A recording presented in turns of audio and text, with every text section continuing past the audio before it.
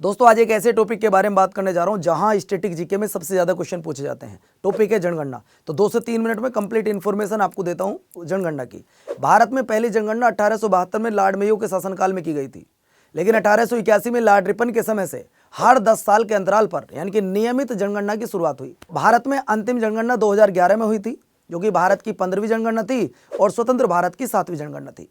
जनगणना का कार्य गृह मंत्रालय के अधीन रजिस्ट्रार जनरल और जनगणना आयुक्त के द्वारा किया जाता है। 2011 की जनगणना का जो आदर्श वाक्य था वो था हमारी जनगणना हमारा भविष्य। शुभंकर था प्रज्ञक शिक्षिका और भारत की कुल जनसंख्या थी लगभग 121 करोड़, जो विश्व की जनसंख्या का लगभग 17.5% है।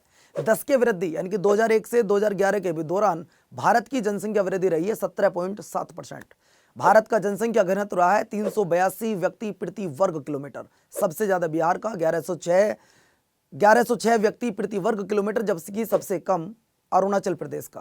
भारत का लिंग अनुपात रहा है 1000 पुरुषों पर 943 महिलाएं। सबसे ज्यादा लिंग अनुपात रहा है केरल का 1084, सबसे कम रहा है हरियाणा का 879। साक्षरता और अन्य डेटा की अगर मैं बात कर रहा हूं तो भारत की जो साक्षरता दर रही है वो 74.04% रही है, जिसमें पुरुषों की साक्षरता दर है 82.14%, जबकि महिलाओं की साक्षरता दर है 65.46%। सबसे ज्यादा साक्षर राज्य है केरल और न्यूनतम साक्षरता दर रही है बिहार की। सर्वाधिक जनसंख्या वाला राज्य है उत्तर प्रदेश और सबसे कम जनसंख्या वाला राज्य है सिक्किम। सर्वाधिक एससी जनसंख्या उत्तर प्रदेश में है और सबसे ज्यादा एसटी जनसंख्या आपके मध्य प्रदेश में है। एससीओ की बात कर रहा हूं तो पूरे भारत में 16.6% है 2011 की जनगणना के अनुसार। एसटी की बात कर रहा हूं तो 8.6 है 2011 की जनगणना के अनुसार। भारत की 16वीं जनगणना 2027 में पूरी तरह से डिजिटल होगी, जो देश के इतिहास में पहली बार जाति आधारित गणना 1931 के बाद होगी।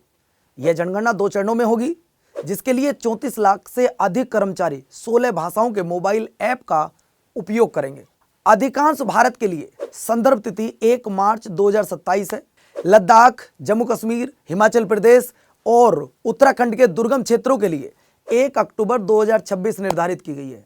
यह भारत की 16वीं और स्वतंत्र भारत की 8वीं जनगणना होगी, जो 2011 के बाद 16 साल के लंबे अंतराल के बाद हो रही है। इस बार का जो शुभंकर है वो है प्रगति और विकास, और इस बार की जो जनगणना होगी उसका ब्रांड एम्बेसडर बनाया गया है उड़ीसा के कलाकार सुदर्शन पटनायक को। दोस्तों आपको ये जनगणना की इन्फॉर्मेशन कैसी लगी कमेंट करके जरूर बताइएगा, और आप इस वीडियो को अपने दोस्तों के साथ शेयर जरूर कीजिएगा। चैनल को सब्सक्राइब कीजिए, हमें फॉलो कीजिए। जय हिंद, जय भारत।